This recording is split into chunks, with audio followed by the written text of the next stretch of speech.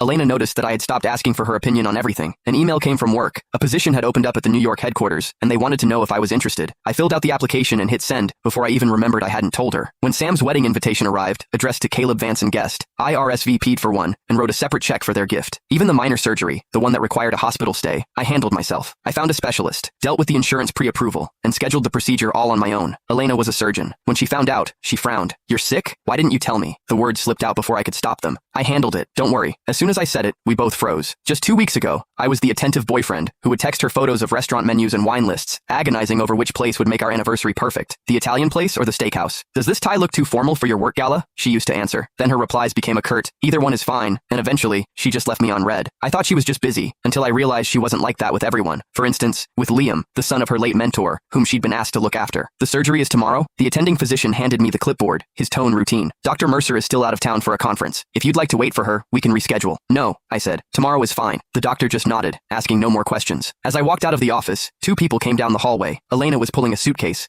looking like she'd come straight to the hospital from the airport. Liam followed her, wearing a black cashmere overcoat over his casual clothes, the Burberry one I'd given Elena for our 3rd anniversary. Elena saw me, and her brow furrowed. "What are you doing here? Sick again?" That word, again, stung like a needle. She snatched the papers from my hand, her eyes scanning them with a flicker of annoyance. "I have a full surgical schedule tomorrow. This isn't an emergency. We can do it when I have time to oversee it. Don't worry about it," I said. "I've already handled it." She looked taken aback. This was coming from the guy who used to call her worried about every minor fever, the one who sent her a dozen options just to pick a weekend getaway destination. Now, here I was, calmly scheduling my own surgery. If she hadn't run into me, she probably wouldn't have known until after it was over. I took the chart back, accidentally knocking a small bottle from her hand. It clattered to the floor. "Strong prescription sedatives. It's not what you think," Elena said, bending to pick them up. Her voice was as flat as if she were discussing the weather. "They're for Liam's chronic insomnia. Doctor's orders." Liam clutched the coat tighter, his voice a fragile whisper. "I'm so sorry, Caleb. It's all my fault. My anxiety has been so bad lately I can't sleep. I can't focus. Elena is the only one who understands. She said she couldn't leave me alone in case I did something stupid." Her voice trailed off. "You don't know what it's like. Sometimes my head is just full of dark thoughts. I can only get through it when Elena is with me. I just wish I could be strong like you." I'd heard this script before. Every time I questioned their relationship, Liam would bring up his mental health and his episodes, and Elena would shoot me a look that screamed, "How can you be so heartless?" Once, I had a sharp pain in my chest and asked her if it could be stress-related. This brilliant cardiothoracic surgeon told me, "I don't know. I'm off the clock." When I complained she was being dismissive, she just pinched the bridge of her nose wearily. "Can't you just look it up yourself? You're a grown man, Caleb. Can you be a little more independent? Stop relying on me for every little thing." So frugal with her words for her boyfriend. Yet she personally escorted someone else to their pharmacy. "Well, you should take good care of him then," I said, my voice completely flat. "After all, his sleep schedule is much more important than my surgery, right?" Liam's face flushed. "Caleb, that's not what I meant. Are you still mad?" Elena cut him off, her eyes fixed on me. "Just because I didn't tell you I was going out of town? 2 weeks ago was her birthday. I had worked overtime for weeks to get the day off, cooked a 5-course meal, and had the vintage watch she'd been wanting ready. I waited until midnight, but she never showed.